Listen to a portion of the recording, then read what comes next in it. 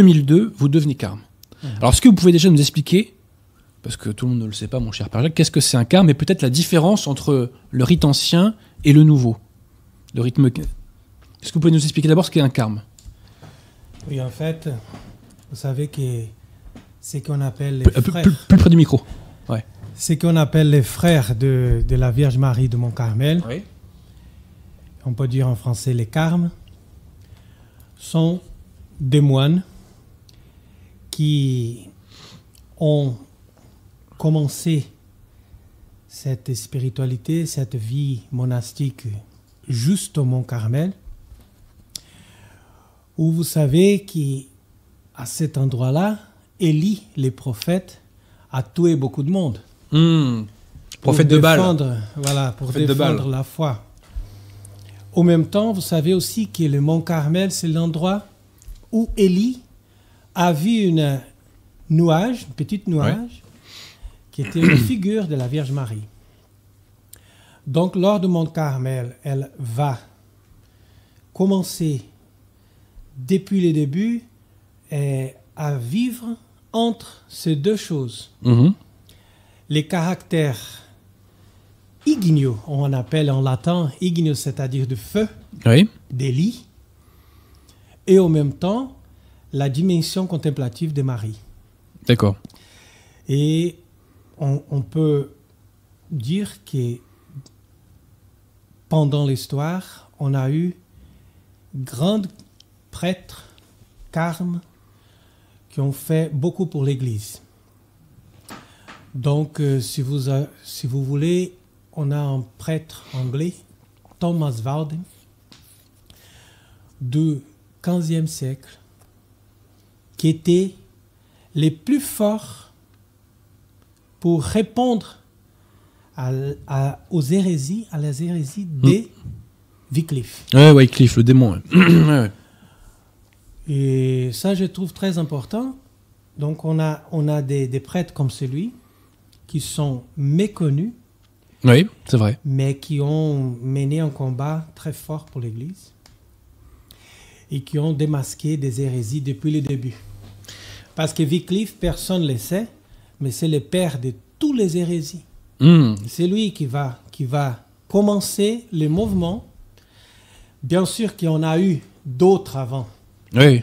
Mais c'est le premier personnage qui arrive en disant « Écoutez, l'Église catholique n'est pas bonne. Ça, c'est un groupe de gens qui profitent. Le pape, c'est un ridicule. Et on va montrer qu'est-ce que c'est l'Église. » Ouais. Donc, si vous voulez, c'est celui qui a commencé à mener cette protestantisme en Europe 100 ans, plus de 100 ans avant Luther. Alors, juste un mot sur Saint-Élie, parce que des fois, des âmes fragiles nous disent « Oh, vous êtes trop dur avec les conciliaires et compagnie. Saint-Élie, il n'y serait pas allé comme ça. Hein. Je peux vous le dire. Hein. Donc, renseignez-vous sur comment il s'est fait, comment il s'est occupé des prophètes de Baal. Tout à fait. C'est la vérité qui identifie l'Église. Oui. Nous savons que c'est Élie qui a commencé cette dévotion à la Sainte Vierge Marie depuis l'Ancien Testament. Il a enseigné les enfants des prophètes, c'est-à-dire les disciples, de rendre culte à la Mère de Dieu, même avant, 900 ans avant la venue de Christ. Puisque l'Ancien Testament avait déjà annoncé la venue du Rédempteur, et Élie a vu cette nuage qui représente l'Immaculée Conception. Donc, aujourd'hui, nous pouvons rendre encore un hommage à Dieu pour l'ordre du Carmel, pour nous avoir aussi donné tel Père qui nous donne cet esprit de zèle et d'amour à la loi de Dieu.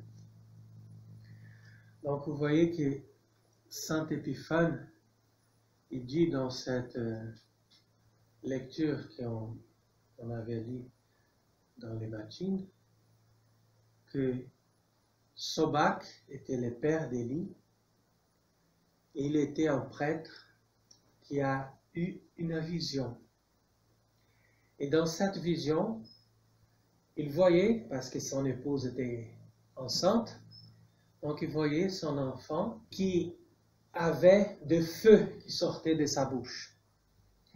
Et il avait un manteau blanc, et beaucoup de gens le suivaient avec des manteaux blancs. Donc, au contraire que on imagine, la partie la plus importante de notre habit, ce n'est pas le scapulaire, mais c'est les manteaux blancs d'Élie. Et en plus, le tiers-ordre, même avant d'avoir l'habit et les scapulaires, on leur donnait toujours les manteaux blancs à cape, puisque c'est l'héritage d'Élie. Donc, le père d'Élie a eu cette songe, et ça c'est devenu réalité. Les deux choses sont l'explication complète du charisme de l'esprit que Dieu a donné à Élie. Puisque dans le feu, vous avez les ailes pour Dieu, la force le combat pour le Seigneur, et en même temps, dans les manteaux blancs, vous avez la vie de pureté, vous avez aussi la recherche de Dieu, et encore la force de la résurrection. Donc quand on reçoit la cape blanche, on est témoin,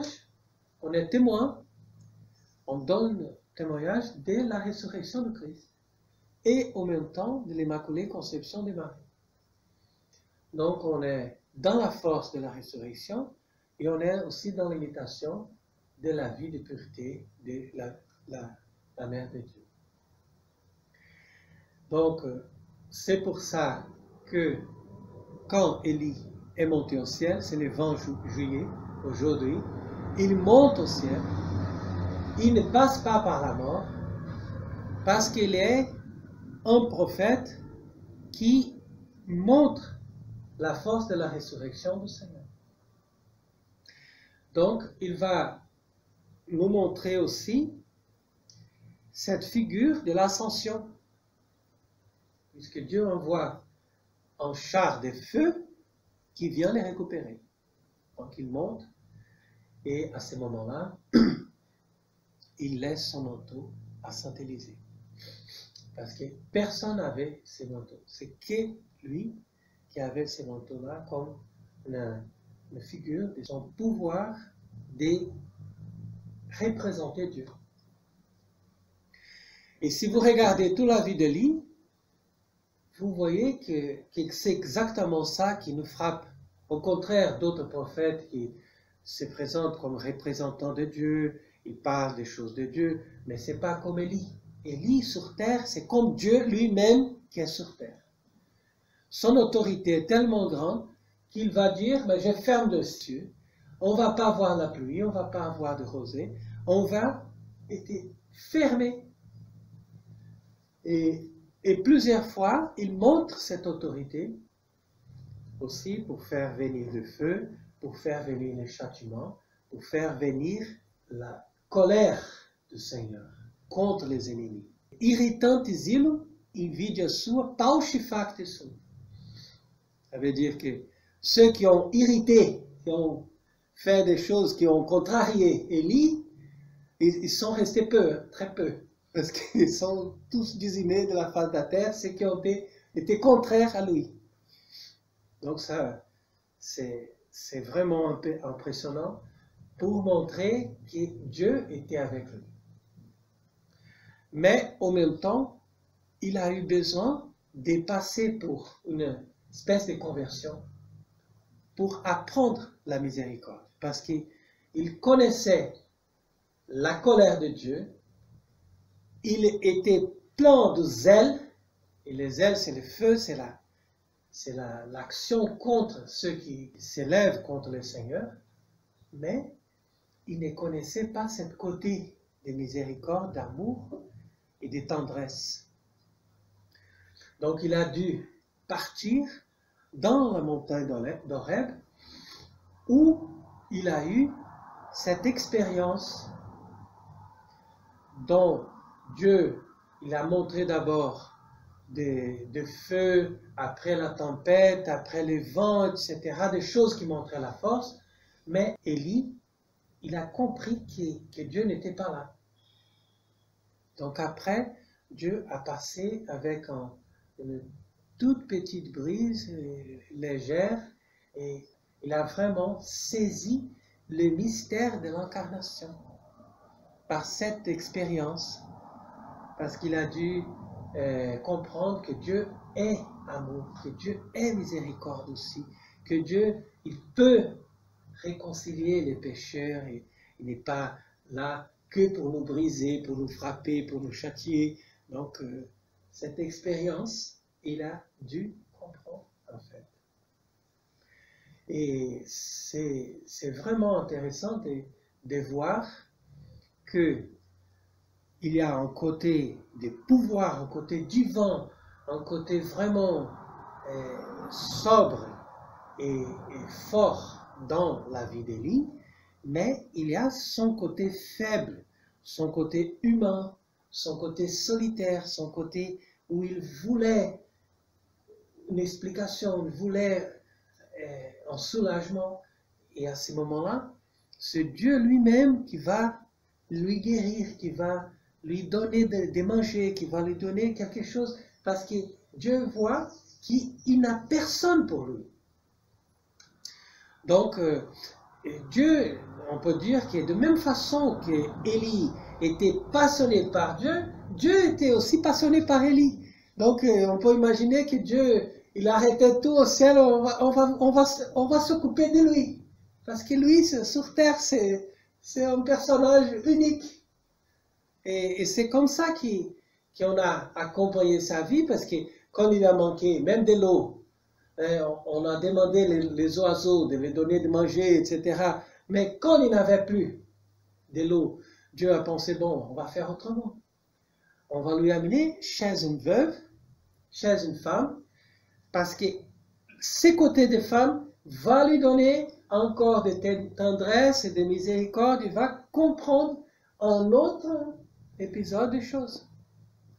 Et en même temps, il fallait convertir cette femme, parce qu'elle avait besoin, comme la femme la plus pauvre de la face de la terre, était en même temps la personne la plus ouverte à la foi. Et Dieu envoie Élie juste à cette femme. On pourrait dire, mais c'est pas normal, c'est un prophète, c'est un consacré de Dieu, il va habiter chez une femme 3 ans. Imaginez.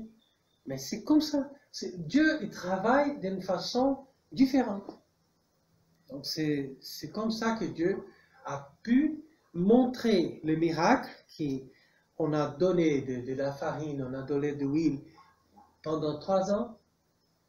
Si vous pensez, ce serait plus facile de donner à manger à Élie que manger toute la famille. Mais Dieu, il veut par ces côtés-là, par cette démarche. Donc, le prophète, c'est quelqu'un qui va apprendre la logique de Dieu.